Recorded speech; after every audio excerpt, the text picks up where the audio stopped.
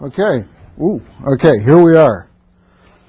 What I wanted to do today is kind of give you a lay overview. It's our second day of class, so I thought I'd give you a lay overview of the degree of acceptance of computational intelligence into the world.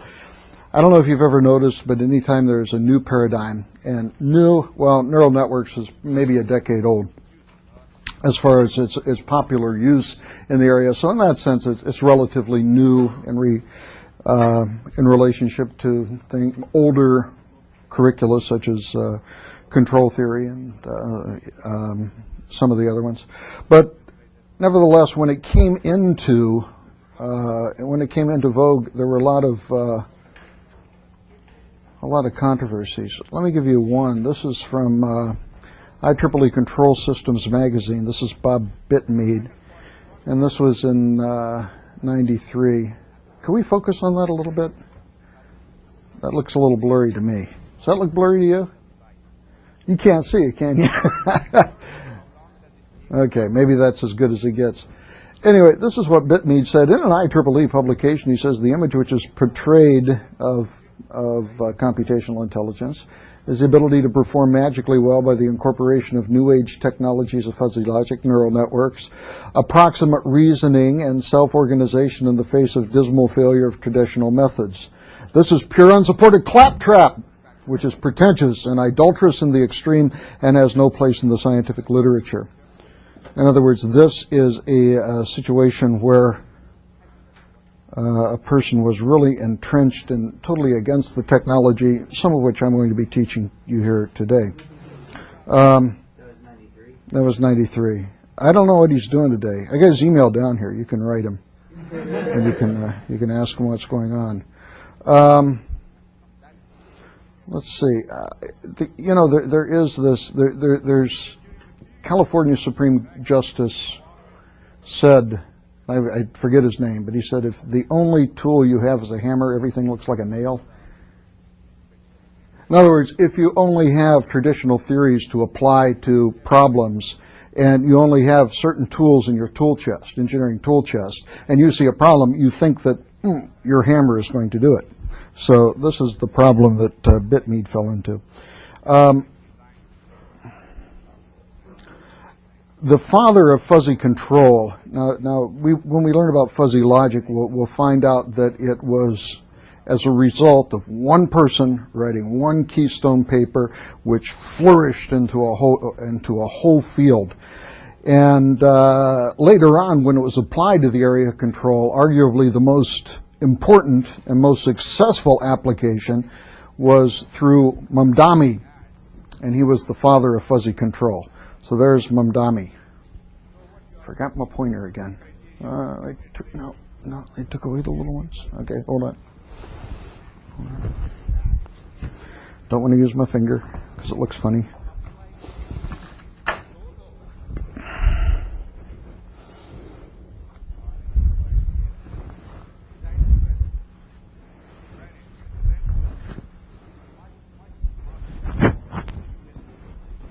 Red one. This one's best.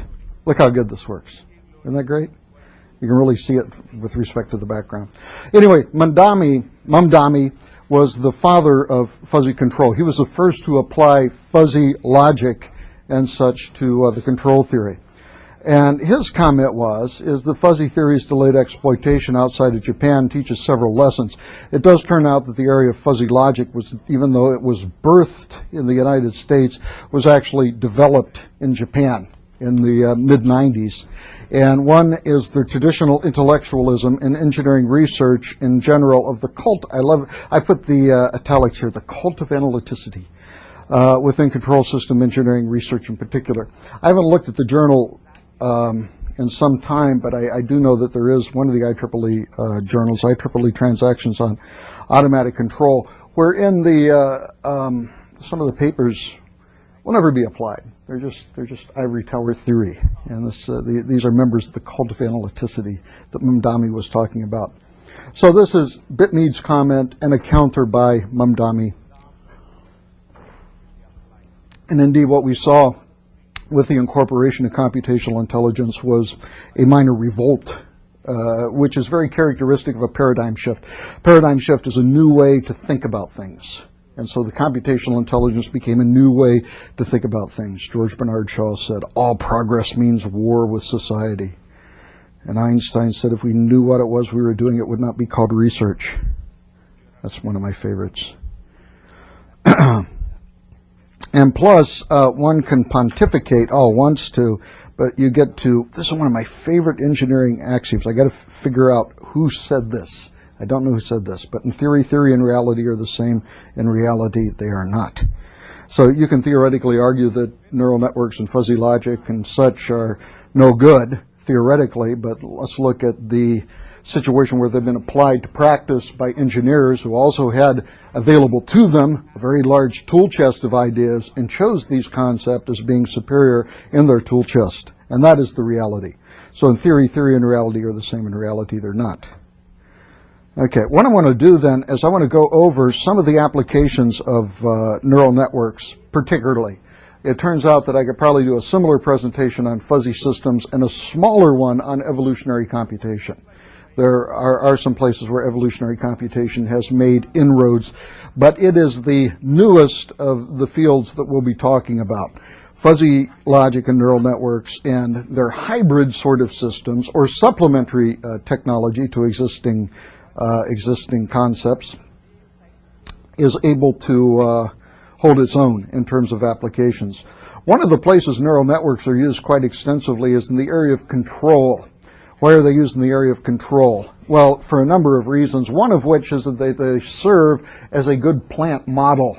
In some control scenarios, one needs a plant model in order to affect the control system. And so, again, we have a situation where the control model can be looked at by looking at the open loop system, learning the input-output relationships, and then just like the invasion of the body snatchers, kind of grab on and glom on to the sort of system that's being used in order to look at the plant model. And so the neural network is used extensively, again, in the area of control. Here's a place where it's used in the steel on tree in cold rolling mill process. This is a process whereby my understanding is that steel is put between very heavy rollers and kind of pinched out, kind of like a rolling pin when you make pancakes. And the pressure on these has to be geared to be just right in order that the steel that comes out has exactly the right dimensions that you need. And so one can apply a number of different control systems in order to assure that this comes out. And it turns out that indeed this is a technique. Usually I put down the places used. I guess I didn't. We actually got some of these papers from a special issue of Transactions on Neural Networks, which we edited in July of '77, and this was from one of these papers. So I don't know what a neural network is. That's a typo, neural network. Anyway, the neural network predicted the roll force 30% to 50% better. Here, it's used at the Puhang Iron and Steel Company in Korea.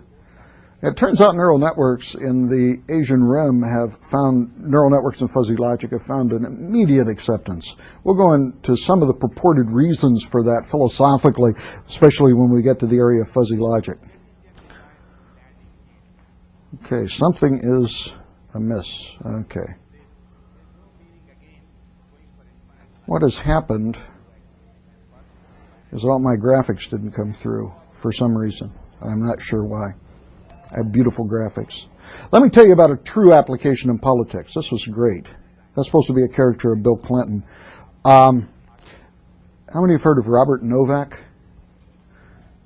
He's how do you know him? He's on CNN sometimes, and he's also a syndicated columnist. Well, this was written in February 18th, 1996, and this is a direct quote from one of his columns. He's a political columnist, tends to be somewhat conservative, and was not a big Bill Clinton fan. He said, President Clinton's pollsters have identified the voters who will determine whether he will be elected to a second term, two-parent families whose members bowl for recreation. In other words, political people running for office, one of their big things to do is poll. Well, once they poll, they have this big database. What do they do with the database? They need to do something with the database. So, in this case, apparently a neural network was trained with some of this database in order to determine the swing vote. Politically, you don't care about the people that are totally in your camp because they're going to vote for you no matter what you do. You don't care about people that are never going to vote for you. It's the ones in the middle politically. And Clinton's campaign staff wanted to define this. Novak says, using a technique they call the neural network, Clinton advisors contend that these family bowlers are quintessential undecided voters. Therefore, these are the people who must be targeted by the president. So it is what? Two-parent families whose members bowl for recreation. He thought that this was one of the swing votes that he needed. Apparently it worked because he got elected, right? So see the power of neural networks? Novak went on with a little tongue in his cheek. He said, a footnote, 2 decades ago, Illinois Democratic Governor Dan Walker campaigned heavily in bowling alleys in the belief he would find swing voters there. Walker had national political ambitions, but ended up in federal prison.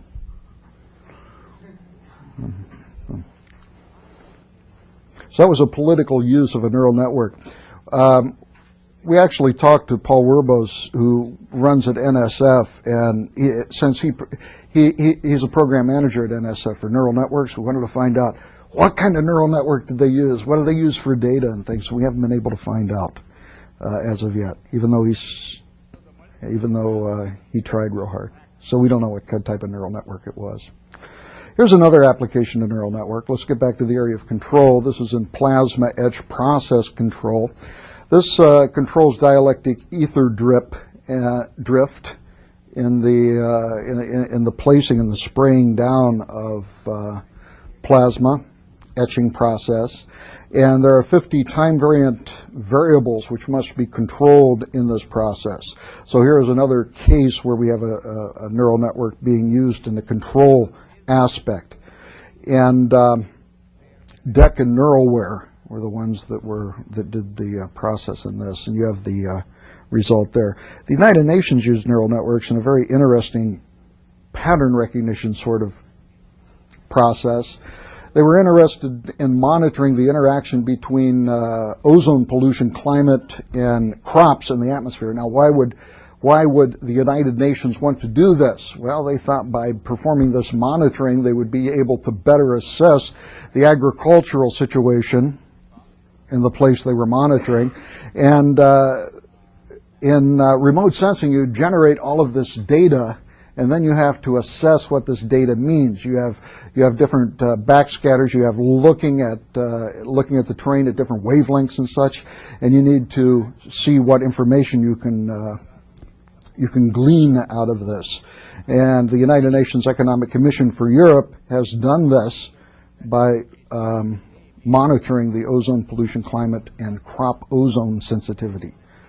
In other words, there was a great database between ozone pollution and crop ozone sensitivity, and they wanted to see if there was a causality there.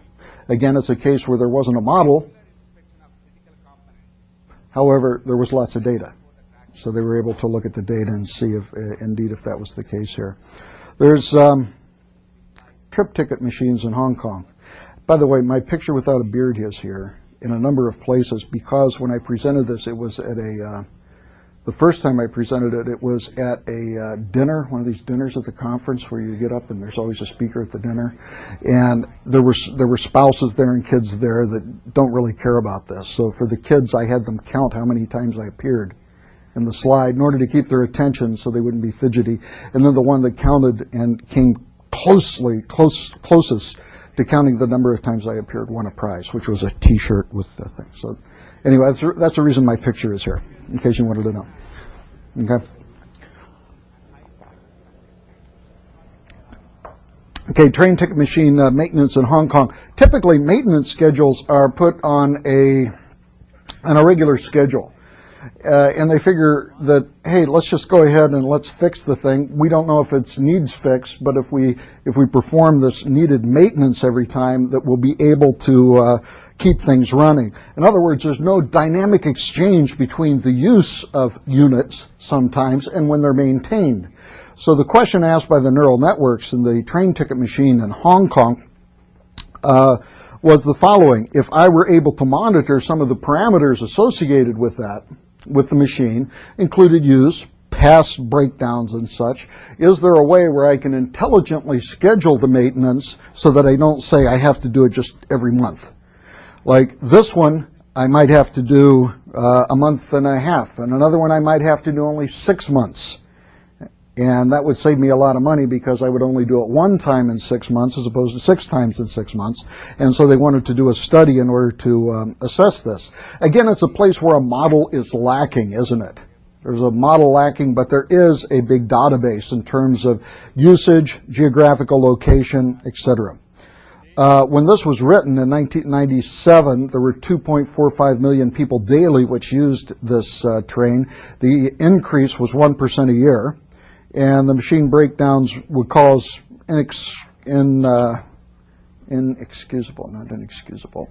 unacceptable delays in service. So therefore, it's to the advantage of the people that maintain these things to over-maintain them.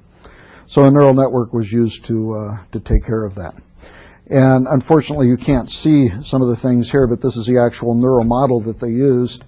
And some of the parameters that they used to train the neural network were the machine model, the day type, the station type, how busy it was, the daily usage, the ticket rejection rate. In other words, if you've gone on these trains, you have a little paper ticket you put in, and that paper ticket goes through and lets the little bar let you go by, and sometimes those are rejected.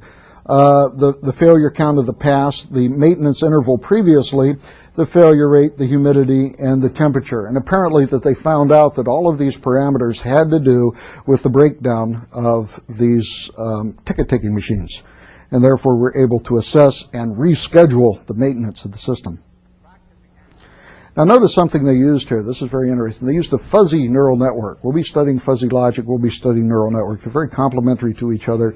And here's a case where they did use fuzzy neural networks, and it worked very, very nicely. Telecommunications. This is the only case I've seen where this has been done. It's been very interesting. The Bell Canada and Nortel, Northcon Telecom, actually use neural networks in order to assess software. The details of this I don't pretend to understand. But in some way they were able to use neural networks to find bugs in their software. They had failure-prone software models, and they used neural networks to define them. If you want to find out what it is and explain it to me, here's the reference. But you know the problem that you have, right, with software. Wouldn't it be nice to just give your software to a neural network and have it tell you where the bugs are? Huh? That'd be great. Here's another one. I actually learned this from Igor Alexander. He's a senior professor in Great Britain who's been around for some time. In fact, we talked about Mamdani. Mamdani was the father of fuzzy logic. Mamdani was Igor Alexander's student and went on to find fuzzy logic. But Igor was, it's not a very popular name, is it, Igor? He was around when the Concorde was built. And one of the earlier neural networks developed by Bernie Woodrow at Stanford was a neural network called Adeline. Adeline actually refers to, it's a ancestor of the layered perceptron. It's adaptive linear neuron. And you put it together and you get Adeline. And Adeline was actually used to optimize the engine control in the Concorde, and basically a concept of data fusion. There was a number of different control parameters which came in. There needed to be a decision made, and so the neural network was trained on that decision, according to Professor Alexandro. And in fact, this is the earliest application of a everyday use of a neural network of which I'm aware. Because the Concorde's been around for a long time. And it was not Adeline that caused it to crash either. Okay, remember the Concorde crash, what, a year or two ago? Aerospace. Now this happened actually right here in Seattle. The Boeing Airplane Company was the first company to use modern neural networks in an everyday application. There were some great people out at Boeing, including some people we still work with, Mike Healy, Tom Caudell. Tom went to, he gave up Boeing, he's a professor at New Mexico now. But anyway, the problem with the Boeing, and this is not a layered perceptron either. This is another type of neural network called an ART neural network. ART stands for Adaptive Resonant Theory Neural Network. And they used it for the retrieval of 2D and 3D representation of engineering designs. Boeing is so humongous that they have little industries spawned beside them. One of them that I'm aware of, for example, is aluminum scrap company. They actually generate so much scrap with the aluminum from their holes that they have a little side industry that deals with that. They also have this one place which I have seen, which their entire focus is this big building at Boeing, and all they do is sharpen drill bits. And they get all these dull drill bits in, because you can't use a dull drill bit, right? After you used it for a few times drilling some stuff, it gets dull, you can't use it anymore. So the machinists throw it into this hopper. So this machine, what it does is it takes these drill bits and does an automatic sorting of the drill bits prior to sharpening it. So a whole building associated with drill bits. Well, this is to give you an idea of the number of parts and the number of different items that are needed by an aerospace company. And there's hundreds of thousands of these things. And one of the problems is that many times the Boeing engineer will come up with a requirement for a new part. And many times those parts are already existing within the inventory, except they just don't know it. The problem is if you have such a catalog of potential parts, then how can you know how to get these parts? Well, this is exactly what the Boeing ART1 neural network system used. You were able to specify the design of your part, and then within a specific tolerance, the Boeing NIRS system, which is still in operation today, is able to show you whether they exist or not. This 95,000, I believe, is up significantly. I wouldn't wager to guess how much it is, but it is up significantly now.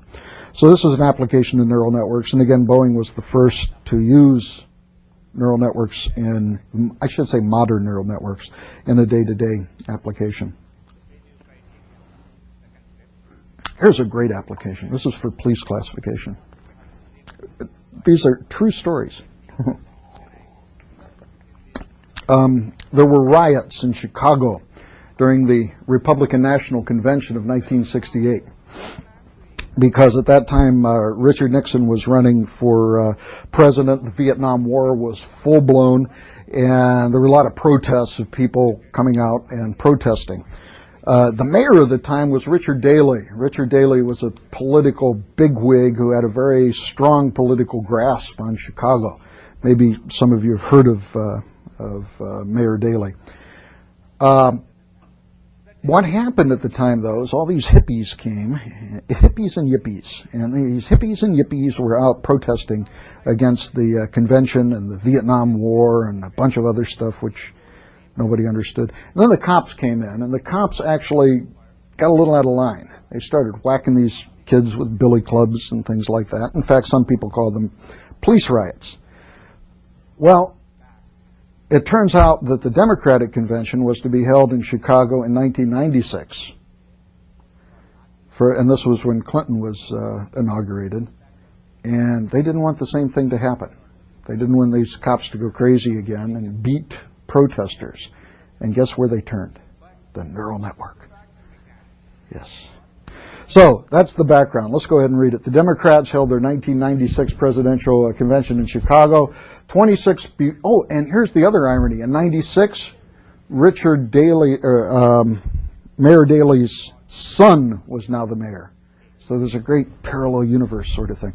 Okay, the Democrats held their 96th presidential convention in Chicago. 26 years before, in 68, the Chicago presidential convention was marred by violent clashes between demonstrators and police.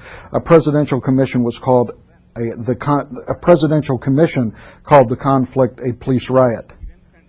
Oh, guess who was president? Nixon. So he put a presidential commission, and they said that the riot at their convention was a police riot. In 1968, Richard Daley was mayor of Chicago. In 1996, his son, Richard M. Daley. So it's like George and George W. Richard J. Daley and Richard M. Daley was mayor. In order to belay the repeat of the incident of the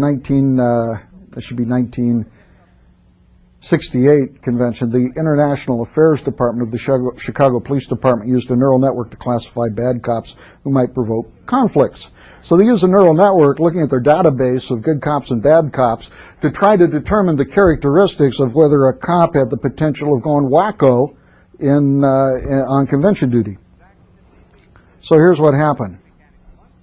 The neural network program forecast whether each of the 12,500 officers on the force is most likely to behave in a manner similarly to the nearly 200 colleagues who were dismissed or resigned under investigation during the last 5 years for actions ranging from insubordination and criminal conduct.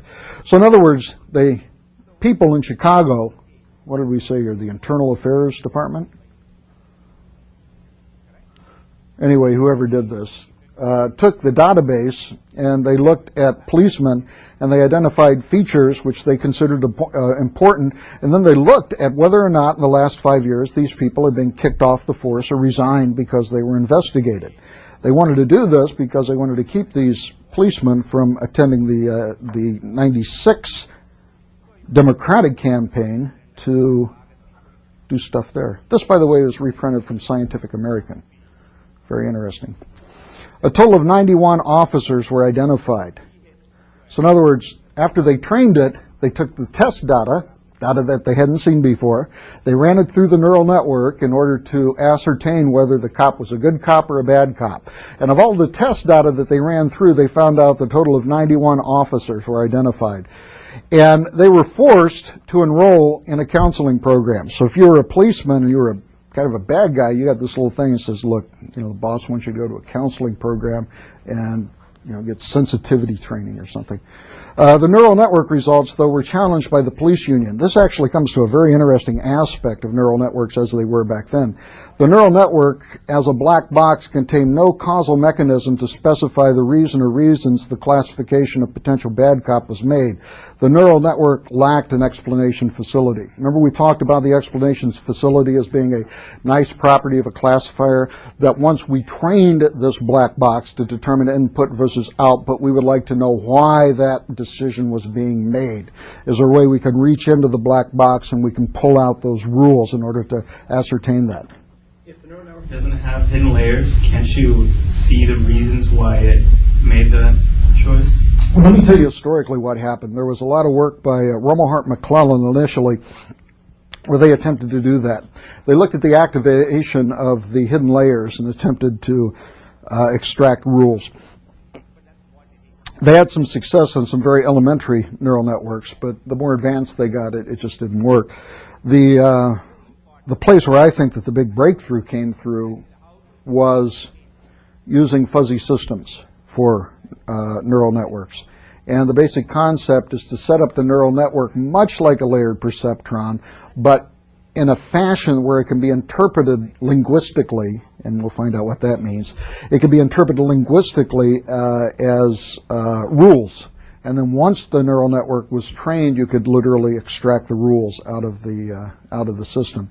And in fact, at the time, this idea of the neural network being used as an explanation facility wasn't very well developed. It is now. It's much better developed, so we can indeed extract the rules.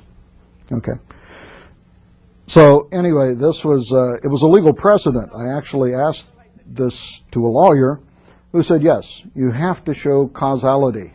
It's not enough to say everybody that has cancer drinks milk. You have to show a link. You have to show why the milk would cause cancer. There has to be the causality link there.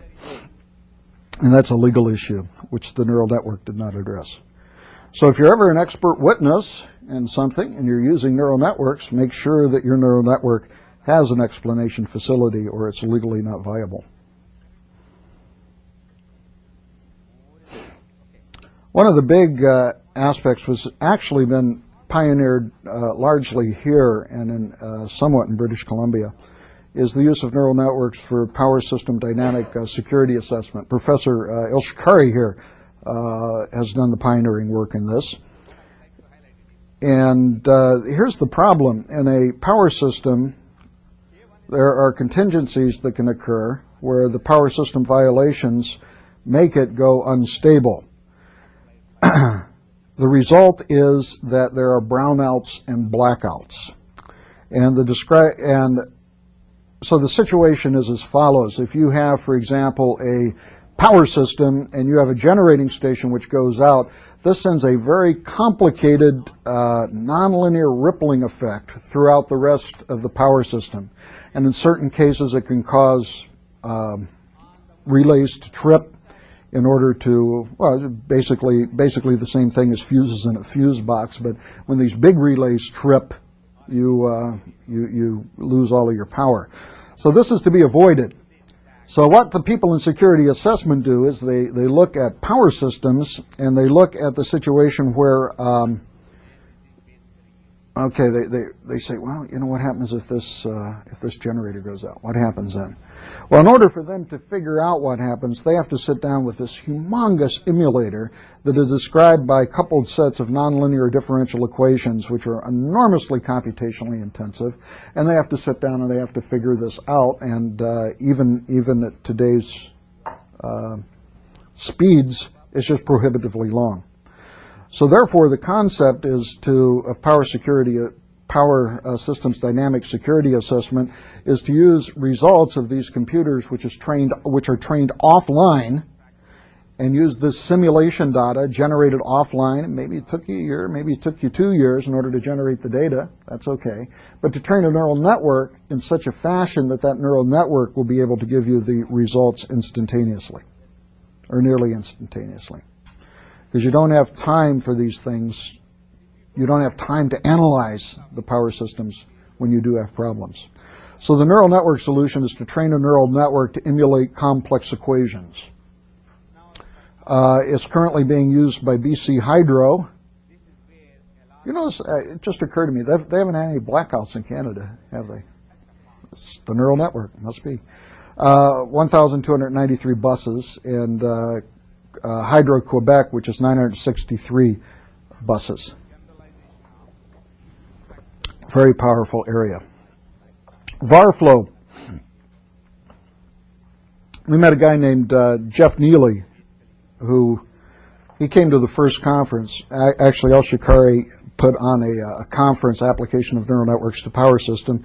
Jeff came to it and says, wow, there's other people that know about neural networks. He was a power engineer for the power company, and they had a problem with their Varflow to Vancouver Island. The Varflow is where you get your current and your voltage lined up, because if they're 90 degrees out of phase, your real power goes to zero, right? Okay, and so therefore there needed to be the control of the phase of the voltage and the current. He said, I used a neural network to do this, and it works really good. And we were really surprised to learn that the neural network is actually controlling all of the Varflow to Vancouver Island. I don't know if it still is, but at one time it was. That's kind of a cool result. Here's another application in power, which is short-term load forecasting. The problem here, and we talked about this briefly, is to forecast the power demand of a given geographical area. And the reason that the power company needs to do this is because if their forecast is under, then that means tomorrow they got to buy power, and they got to buy power at whatever the market rate says. If they estimate over and they generate too much power, well, then they have to sell it to where the market is at. So therefore, an accurate forecast control eliminates or reduces the uncertainty of your profit and your demand in the guise of market forces.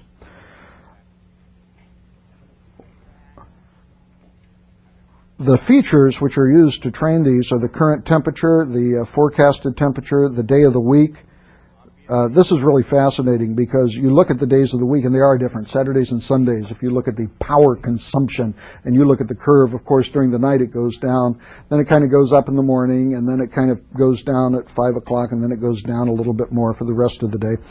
You look at Thanksgiving and they have an effect which they call the turkey effect, which is that the power consumption is totally different from any of the other days. It's very flat in the morning, and then all of a sudden around 10, when the turkey ovens go on, and there's a big spike in the use of the electricity. At least that's the conjecture.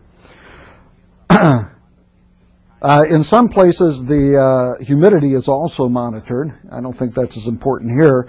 But these features, interestingly, are geographically dependent. There are some cases where you can count on the weather very precisely. For example, in Florida, every day at 2 o'clock, it rains. You know what's going to happen. Whereas in the Northwest, it's a little bit more unexpected.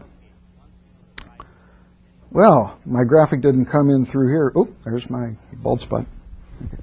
The graphic didn't come through here either. Oh, yeah, it did. Oh, this is terrible. Okay, wait a second. Okay, we will do real time. No, I guess we're not. Never mind. Can you see that at all? Just a bit of it. Okay, you see it barely. I'm sorry. You'll have to look at the result downloaded from the web to see it a little bit better. But anyway, here is the actual. Yeah, could you zoom in? That's an idea. Try zooming in.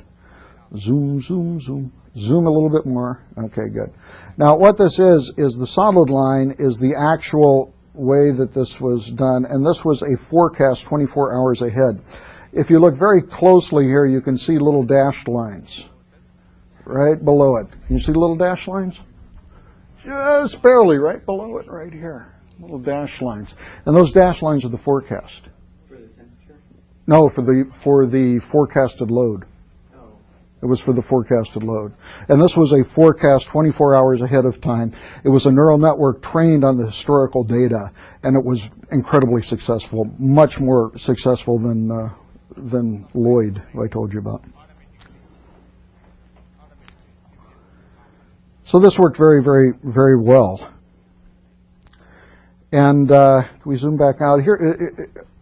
There are two enormous business successes of neural networks. One is in the area of credit card fraud. The other one is in the area of power load forecasting. EPRI, which is it used to be before deregulation, that EPRI got, which was what is EPRI? It's the Electric Power Research Institute. Everybody kind of tithed to EPRI, and then EPRI would sponsor research in the power area, and then it would share it with all the people that gave them money. So they were kind of like the NSF, except they were run by private industry. And EPRI saw the results initially, and by the way, the first neural network to be used to forecast load was published by our lab here, and I'll post that if you want to see it. We should have patented it. We didn't know. You never know. But anyway, they forecasted the load, and here are some of the places that used it as of 1997. In other words, these are people who gave money to EPRI. This load forecasting, neural network load forecasting, was developed and then given back to EPRI, and then these individual utilities were able to get the software, rent the software, license the software, if you will, from EPRI. And as you can see, some pretty big organizations use it, including BC Hydro, Buckeye Power. Where's Buckeye Power? Ohio. Oh, good. Okay. Detroit Edison. Louisiana, Houston Lighting and Power Company. See, if it wasn't for Houston and Lighting and Power Company, the city of Houston would not exist. You ever been there during the summer? They need air conditioning in order for them to exist. Illinois Power Company, of course, in the area of Chicago, very, very big. So these are some of the places that have used the neural network. Here's some more. Kansas, Madison, Metropolitan, Pennsylvania, Potomac. Here's some more. So you can see quite a few people have actually, quite a few utilities have gotten on board. It turns out that the use of neural networks in the deregulated society has become more difficult because, as we mentioned, the performance in many cases is a function of the geography. With the deregulation, the geography has become decentralized. So therefore, one has to take into account larger geography, and you lose some accuracy that way. So it was a fun one. This was done by Edgar Sanchez Senencio at Texas A&M. A delightful project where he actually was able to do some research in academia and reduce it to practice. So this is being used in the wine industry. This was a requirement for publication in this special issue. And this was for wine cork classification, something you would have never thought of. But one of the things that was used is image processing and something called image intelligence, wherein an image was taken of wine cork, and you wanted to classify this wine cork as good, bad, or terrible. So there are different types of classifications. Here, you might see as first class. Here is third class. You can see there's a lot more irregularities in the wine cork, and here is fifth class. And you have different types of problems. You have holes in the cork. You have cracks in the cork. There's some crack in the cork. You don't want to use that. And you got bugs, which are eating the cork. So all of these you don't want in a cork that you use in a very fine wine, especially if you've got that really expensive stuff. So Senecio actually used a neural network, and prior to this, they need to get features. They need to get information from the image. It's a very common way of applying neural networks and pattern recognition to images. There needs to be some image manipulation in the beginning in order to extract the features, what's important to the image. With them, they did morphological filtering. If you take, how many have taken Professor Shapiro's class in morphological operations? Anybody done that? Okay. These are standard operations which are done in image processing in order to enhance the feature. Contour extraction and following. Then they used the fuzzy neural network classifier. Here we see it again, fuzzy neural network. The result was a 6.7% rejection. In other words, they found out that they only needed, after the neural network was trained with the other data, to reject 6.7% of the cork, whereas the traditional way of doing it, which was by eyeball, rejected 40% of the cork. So they found out that including this technology reduced the rejection from 40% to about 7%, and was actually worth using in the amount that they saved in doing this.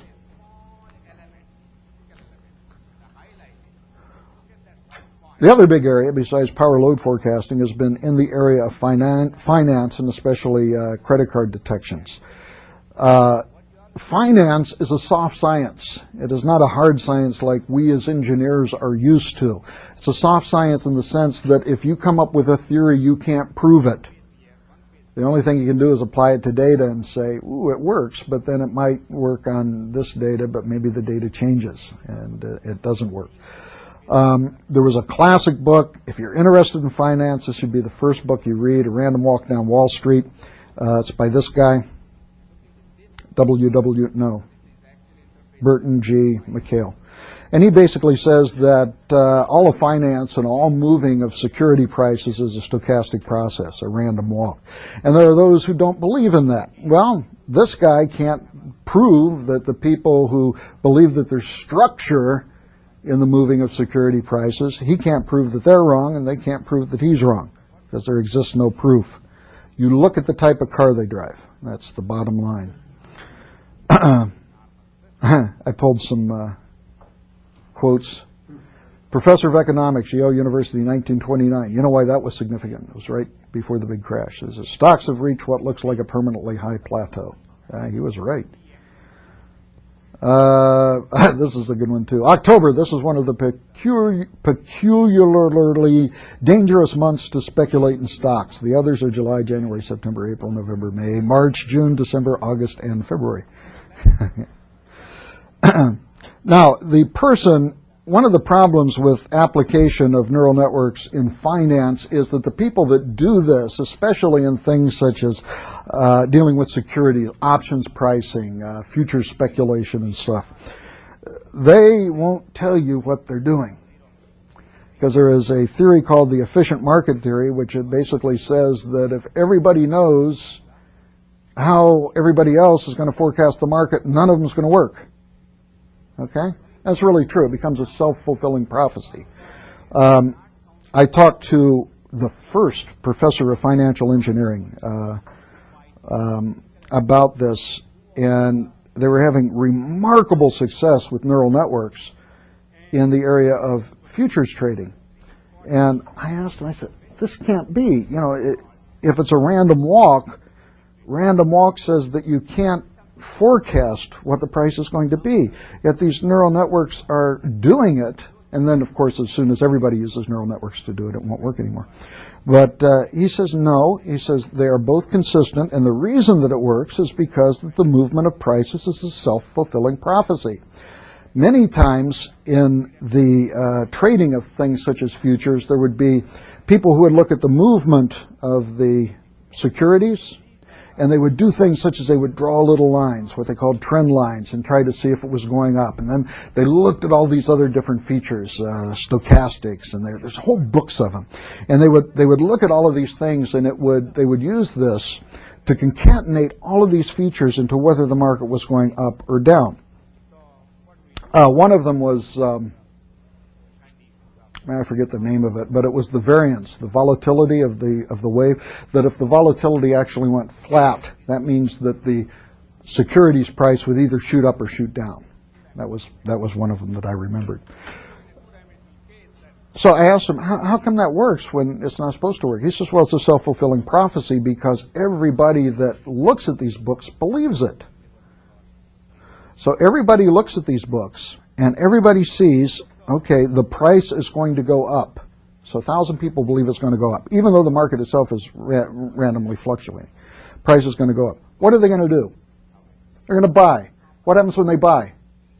Price goes up, right? So in other words, it becomes a self-fulfilling prophecy, according to this financial engineer. But if you know that there's a self-fulfilling prophecy there, and you can go out and you can predict that self-fulfilling prophecy with a neural network, you can do good. Okay. So anyway, there's all sorts of controversy in this area. Very interesting. The one person who is able to actually report a lot of these things is Paul Refenes. Now, Paul Refenes is a faculty member at the London Business School. He is in a group where down the hall is one Nobel laureate and down the other hall is another Nobel laureate. I mean, this is like the University of Chicago for winning these sorts of prizes. And he sits among some very, very astute and well-recognized and respected people in the area of finance. Being in academia, he needs to publish. So what he does, you know something ironic, there's very little funding for people to do financial research. It's kind of an irony. And anyway, Refenes has this too. But he's so good, he has a number of places, especially in Britain, contacting him to develop software and different neural network programs for algorithms. Unlike some of the people who keep them secret, Refenes negotiates with them and says, look, I will develop this for you, I'll give you a year for it, but then I want to publish it because it's my job as a professor. And so, indeed, Refenes is one of the few sources of knowledge of some of the things which are going on in the area of neural networks. Every major brokerage house in the world right now has a computational finance division, which includes computational intelligence as a subset. It's just that we don't know what they're doing. So one of the nice things about the finance area is Paul Refenes' book and his work. If you're interested in neural networks and finance, the book by Refenes is the best one. Okay, here's a few that he's done. Factor models and tactile asset allocation. Some of these things you won't even understand because you don't even understand the words. You know what tactical asset allocation is? Anybody know? I don't either. Okay. Arbitrage models for tactical asset allocation. Yeah, I do kind of understand this. You ever hear that when the stock market shoots down, they shut off all computer trading? The computer trading is not a bunch of algorithms figuring out when to buy and sell. It's a very specific when to buy and sell. And it's a buy and sell called arbitrage. Arbitrage occurs when the price of gold in the United States is, I don't know, where's the price of gold now? $700 an ounce. And over in Great Britain, it's $800 an ounce. It's a no-brainer, right? Buy in the U.S. and sell in Britain, and you can do it all on paper, right? And that is the process of arbitrage, where you find differences in the market by which you can immediately take advantage. The time spread for doing arbitrage or for finding these imbalances has become shorter and shorter and shorter with the use of the computer. And that's the reason the computers are used in computer trading, is that they monitor these arbitrage possibilities and then immediately do the trade. And that's the reason that the price of gold in the United States markets is going to be roughly the price of gold in the British markets, because there's all these guys out there balancing the price level. So that's what arbitrage is. There are arbitrage models which say that hey, maybe there's a relationship between the price of gold and the price of silver, and therefore, if the price of gold is 1,000, the price of silver should be 100. It's okay. He told me he was going to leave early. Do you have to leave early too? Okay, go. That's okay. We have two that need to leave at 2:30 on Wednesdays, so from now on we won't call attention to them. Okay. But say that the price of silver is always 1/10 of that of the price of gold.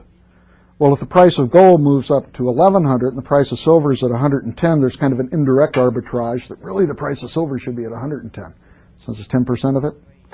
So there are models which interrelate different sectors. A sector is an area such as precious metals or grains, and in precious metals, if one goes up, they kind of all go up roughly. And grains, if they go down, they should all go down. And there are different models to relate the different fluctuations, and neural networks have been used very nicely to do this. Again, it's a case where there's a rich database.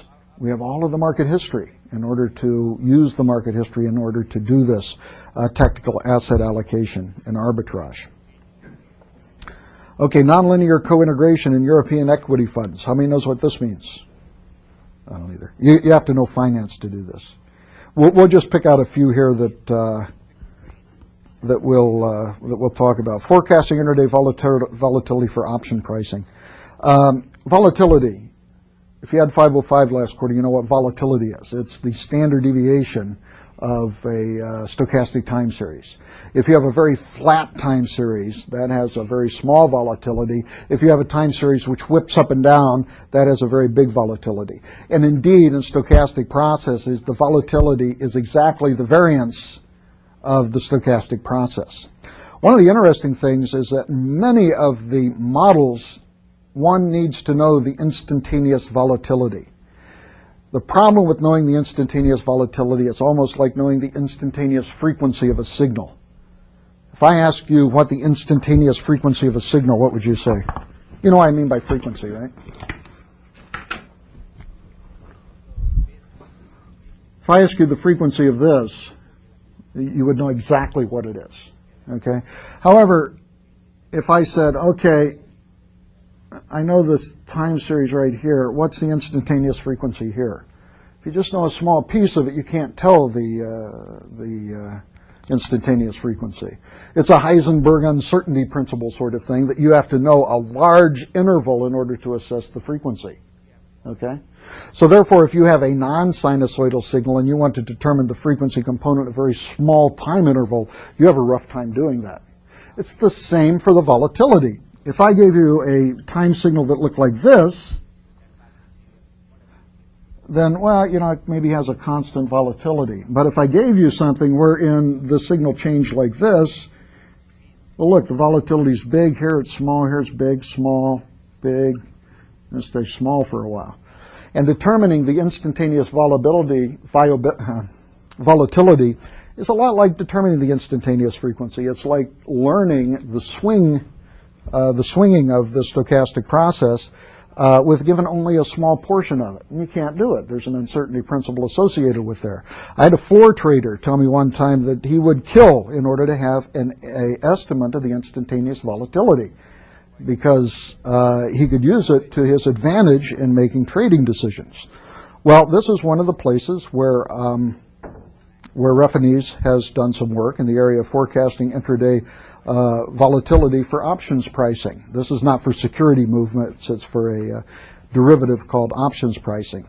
And indeed, it's exactly what I described here. It used neural networks in order to assess the instantaneous volatility, in order to not only assess it, but to forecast it, in order to help in the trading. By the way, all of these have been reduced to practice. In each case, London Business School I put down here, that's where Refanese is at his software is being used by Citibank. Modeling and trading UK gilts and equities. How many knows what a gilt is? I don't either. Okay. Tactical intraday currency trading. This is kind of like this. Woody Allen is great. He said, money is better than poverty, if only for financial reasons. Tactical intraday currency trading is where you trade the Deutschmark for the British pound. Can't do that anymore, right? So I doubt if this software is being used anymore. Why can't you do that anymore? Because everybody uses the euro dollar, yeah. So that doesn't do. Currency portfolio managements. This is interesting because there was oh man, what's his name? McKinsey? There was an economist that applied conventional optimization theory, simplex sort of models, to putting together a successful portfolio. Your portfolio is the stocks you put together and you own. And you might want to own something which really is high risk, but no, you don't want to put everything in high risk. So you also get something which is kind of steady, you know, a Boeing, and then you buy the high risk, which might be a .com company, and therefore protect not only your ability to earn, but also protect your security. And there was lots of work done, in fact, leading to a Nobel Prize of application of optimization theory to putting together a portfolio to meet certain constraints. Refinis was able to do this also with neural networks, to place together portfolios to meet certain risk-reward constraints. And in this case, it talks about specifically currency portfolios. That is a little bit of the British pound, a little bit of the French franc, etc. Term structure models for euro-dollar futures. Euro-dollar futures is derivative in the market, and this was even before the euro-dollar was introduced, because this was done in the 90s, and the euro-dollar actually didn't even become useful until 2002. Portfolio replication. I'll just go through some of these because there are lots of them, as you can see. Okay. Well, let's get back to another one. Let's get back to another control one. This is in space robot calibration, used by the Daimler-Benz Aerospace.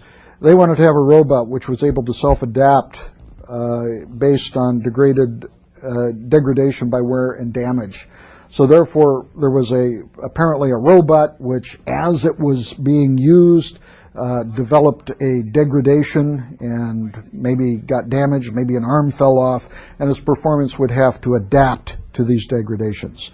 They used a type of neural network called a self-organizing map. Everything that I've mentioned so far, by the way, has been a layered perceptron or a variation of a layered perceptron. The only two differences, the only two variations are in the the Boeing Aerospace that used adaptive resonance theory, and here, which is using a self-organization map. Everything else is a layered perceptron or one of the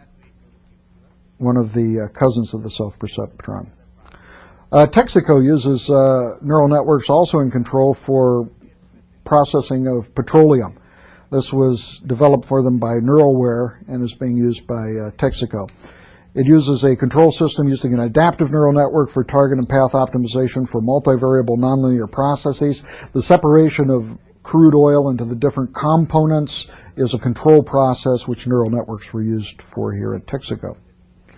And there's some more detail about it. I love this one. Neural networks are used to grade pig carcasses in Danish slaughterhouses. This was actually a paper when I was the editor of the Transactions on Neural Networks that was submitted for publication, but got rejected as being not theoretical enough. But nevertheless, it's really an interesting problem. When you buy things in the United States, you have grade A, grade AA, grade AAA. Apparently they have this in Denmark also. And you look at a number of different aspects, the marbling of the meat and some other things which I don't understand. And you assign the meat a specific grade. Well, in Denmark, they have found it very successful to use neural networks to do this. Whether this is being very widely used in the meat market, I don't know. Here is the area of credit card fraud detection, which is, I said, in the area of finance. This is the area of finance where neural networks have been used. Every time you swipe a credit card, chances are it's being checked by a neural network. And one of the aspects of a neural network is it's able to look at your credit card transactions, your past history and everything, and make an assessment of being good or bad very quickly. That's one of the nice properties of the neural network. If it had to go through a database search of all of your previous transactions, all of the previous transactions that were similar to yours, it would take too long. Neural network does it like this. This was developed by Heck-Nielsen Corporation. They're traded, by the way. I believe it's on NASDAQ. The probability of fraud is calculated with a neural network with each card transaction. So it isn't a 1 or a 0. It depends upon, it actually gives a floating number. Like on a scale of 1 to 10, how suspicious is this person? And then the merchant can use that in order to say, hey, I'm not going to do it or I'm going to do it. When the probability of fraud reaches a critical threshold, the case is sent to one of the retailer's fraud analysis for action. So this was initially the work that they did for Sears Roebuck Corporation.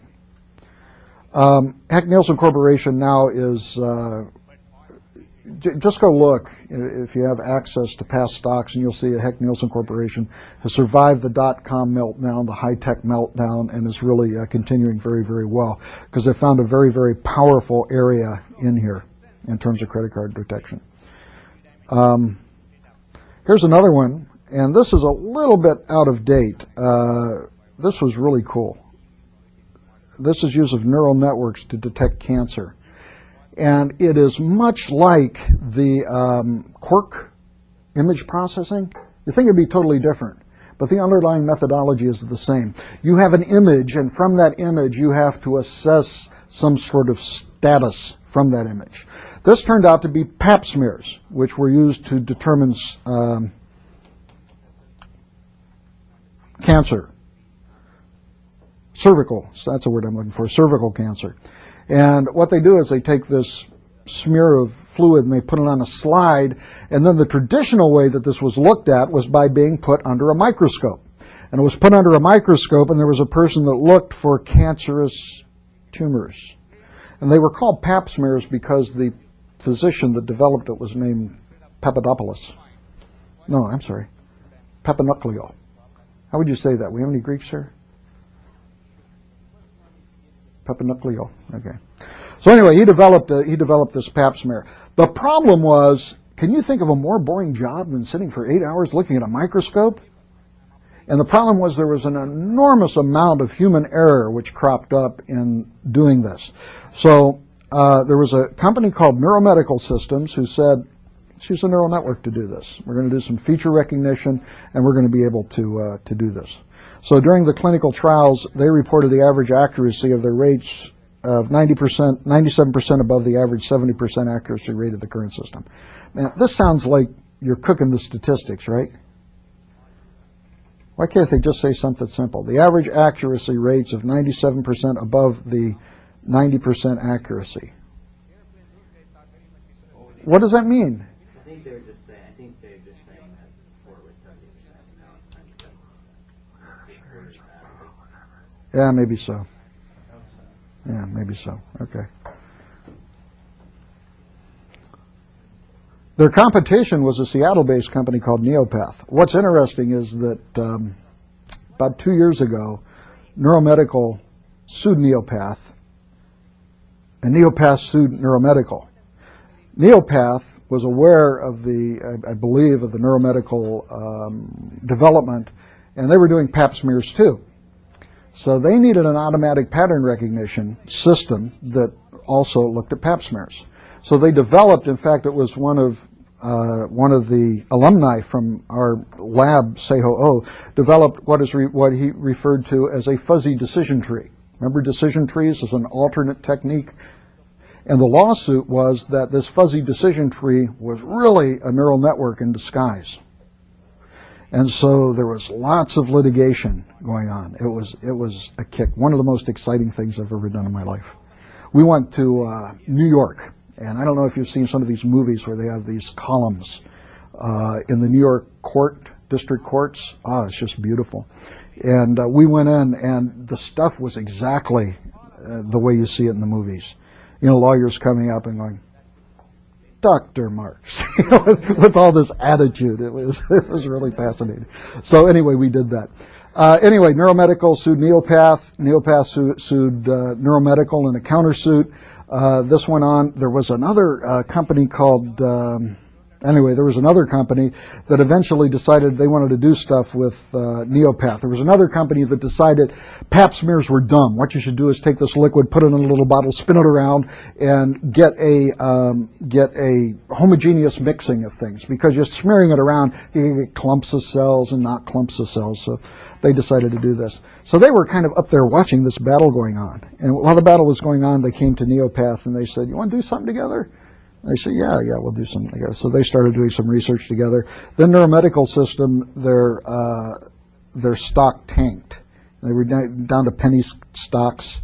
So this other company down there said, we could buy you out. So they bought them out. They eventually merged with Neopath, and now it's called TriPath.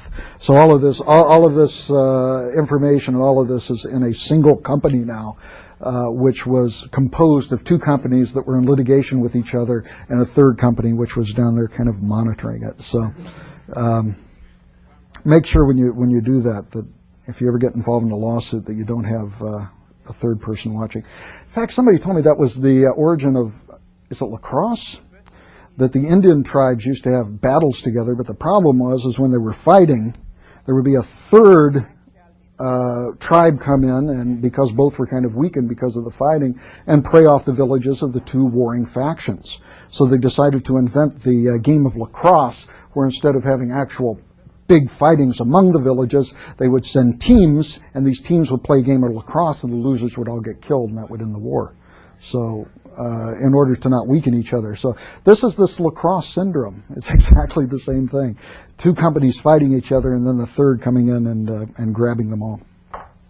It's very interesting. And Seiho Oh, who's the one that developed the fuzzy decision tree, is no longer with the company. He went somewhere else. Here's another one, credit card fraud. This is a little bit more. This is another company. This one was in Europe. And this was for Visa. They actually use something called a nonlinear generalization of Fisher's discriminant analysis. Historically, we will study the historical Fisher discriminant analysis and show how it can be used in here. It's used by SEMP, and at this time it was using it was monitoring 60% of the Visa traffic in Spain. Merchant fraud. Here's another interesting one. Instead of people stealing credit cards, a merchant would get a credit card and you would buy a pack of gum, but he would tell the credit card company you bought a pack of gum in a candy bar. So it was fraud from the merchant's point of view. There should be a way to monitor that. HNC has spent time developing neural networks to do that because they had a historical database. Here's some more refinese sorts of things. Oh, yeah, this is a big one. Insurance fraud. Neural networks are also used in insurance fraud. For some reason, neural networks outperform all of the other models historically for areas of fraud. Merchant fraud, credit card fraud, insurance fraud. Insurance fraud is when I have a policy with you and I come to you and I say I burnt down my house when actually I did it on purpose. And how are you going to detect that? Here's another one where the... Boy, that's not there at all. Okay. This is state of Utah used neural networks to forecast their economics. And, okay. And I think that's it. Now, what I wanted to do, before you go, by the way, please don't get ready to go until I tell you to, because that hurts my feelings. I think that you're not listening to me. You know what I mean? Have you ever been in a class where right at the end everybody starts shuffling around and nobody pays attention to the person who's talking? Okay. I will get you out of here by 15 till if you promise not to do that shuffling. Okay. Okay. Okay. All of these had cases where there were a large database in each case, and this large database was used to train a neural network like Invasion of the Body Snatchers in order to emulate that system and that database in some sort of system. And all of these are cases which have been reduced to practice. You're dismissed.